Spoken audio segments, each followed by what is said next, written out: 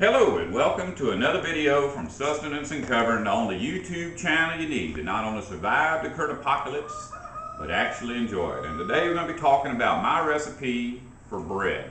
Because I did a video a while back where I baked a loaf of bread out over an open fire. And one of the comments was, we need your recipe for your bread. And a little later on somebody else wrote the same comment, so we're going to do that. I was not going to do this video until I was in the mood to actually hand knead it and then set it aside and let it rise and then knead it again and put it in the open fire. But I haven't done that in 20 some odd years. You just have to figure that out for yourself. We've had a bread machine now for forever.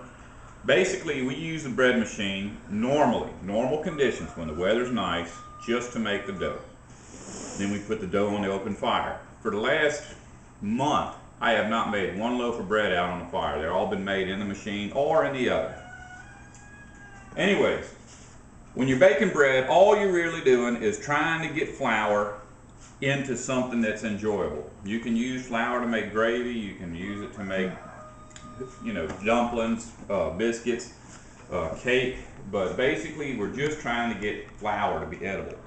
You can just stir flour in water and drink it and get the nutritional value out of it, but I don't recommend that. And all these ingredients that I'm showing you here have nothing to do with the flavor, more to do with the texture. We have, if your bread doesn't rise, it's not going to be as good as bread that does rise. And you can add things to bread. I'm going to try to make this kind of a generic recipe that you can change. But in any case, we're going to start off by putting 1 1/2 teaspoons of salt, and I'm using my little measure that came with the machine. And this here actually has a line in the middle of it, the big one. You're not going to see it because my camera's not doing high definition anymore, but you can always just use 1 1/2 of these. And that's just salt, and the salt is not for flavor. The salt has something to do with making the molecules slippery and making the yeast happy and so on and so forth. If you want your bread to be salty, you need to just make it the way I'm telling you, and if it's not salty enough, add salt to your butter or something. Dry yeast, instant dry yeast. You will see products that are bread machine yeast, and you will see products that are non-bread machine yeast, and you know what? Yeast is yeast. I don't care about any of that. I've used every kind of yeast imaginable. I get the same exact results. But we're going to put 2 teaspoons of yeast in here. Now I recommend that you do add these ingredients the same exact order that I'm adding them, because it just makes the machine work better. But the yeast is actually the living biological organism that creates the gas which makes the flour expand. Alright, next we're going to put 1 tablespoon of sugar. And here's my sugar. There's a tablespoon. Just going to throw that in there with your... Got a little bit spilled out. Oops.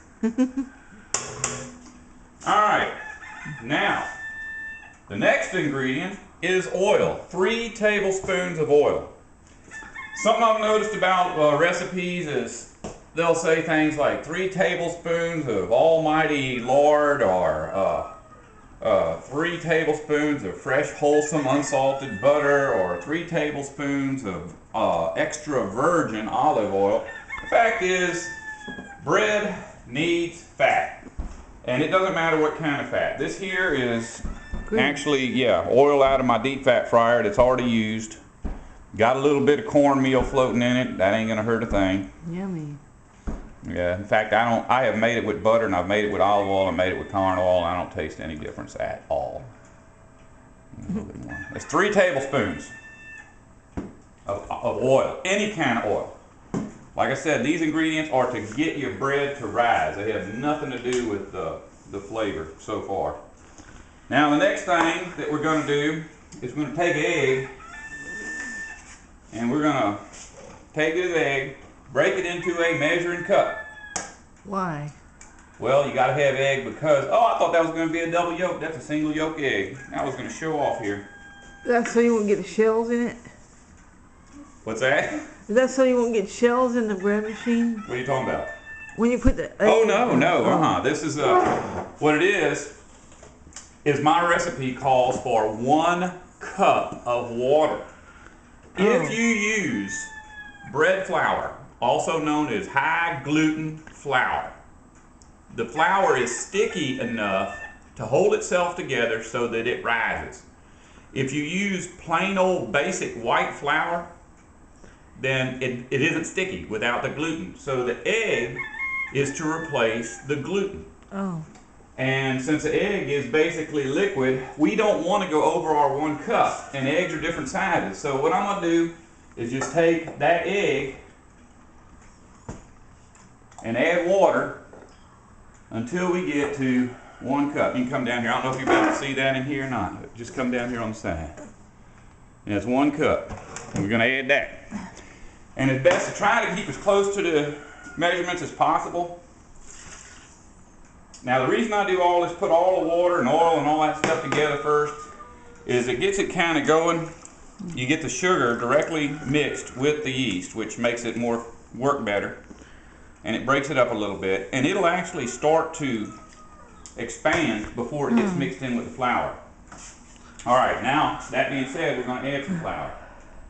And the flour we're going to add is 3 cups of just plain old flour, not self-rising flour, not high gluten flour. But you know what? If you got those and put them in here, even if you're adding the bread flour with the egg, it won't hurt nothing. It's still going to make a loaf of bread.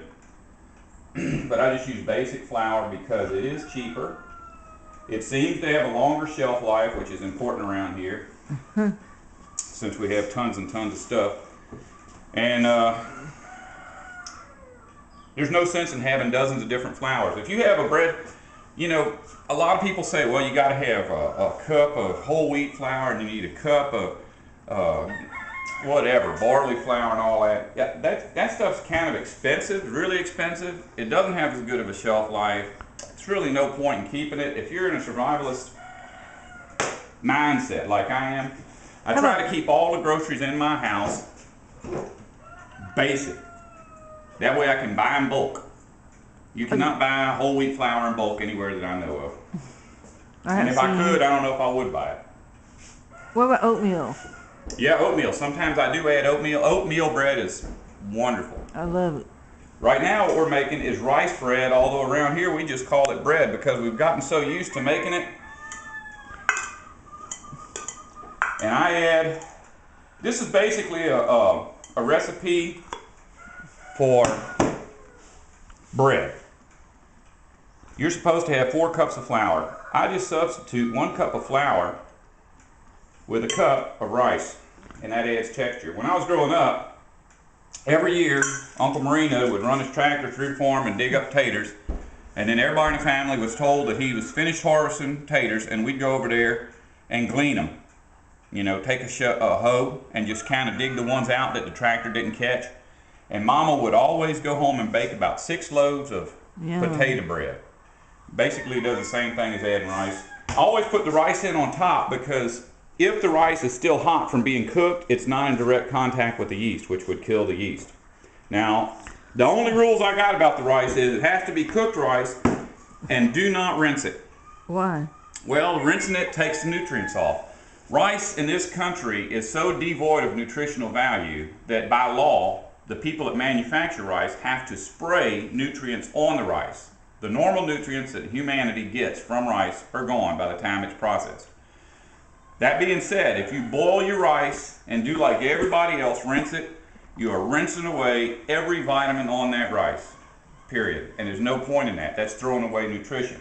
Now, talking about throwing away nutrition, I might be a little bit wacky, but when I make bread, if I have anything around here left over, like if I have juice out of a can of peas, I'll use that juice instead of water out of the sink. And in a survival situation where your water may be critical, you would be a fool to throw that away. But that juice adds a little bit of flavor, a little bit of nutrition to your bread. In fact, this bread right here, if you look at these 2 breads, this here is the exact same recipe. This is rice bread. The only difference is we finished off one of them plastic squeeze bottles of wasabi yesterday.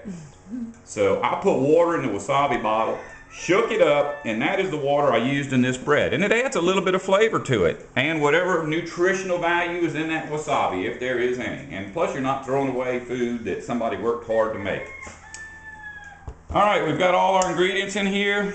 Normally, I would just put this in the bread machine, let it do its thing, and then pop it in the oven. I'm just gonna bake this in the machine, because lately we bake about at least 5 loaves of bread a week. And everybody that comes over here, that's first thing out of their mouth is, do you have any bread? Because they know I've always got it. And I'm glad to have that reputation, you know. I mean, we get the stuff so cheap that it's just a joy to have fresh bread in the house every day. And plus, we normally have fresh rice in the house if we feel like making a meal with some rice. Now, this is important. If you're going to mix your dough in a bread machine, I don't care how much you think that just pressing a button does the job. Reality is, the flour will stick to the sides, and once it's baked, you'll have a loaf of bread with little dry chunks of flour stuck to it. So it's not anything to just, when it first starts, to just reach in there and just rub the flour off the sides that gets thrown up there on the initial mixing.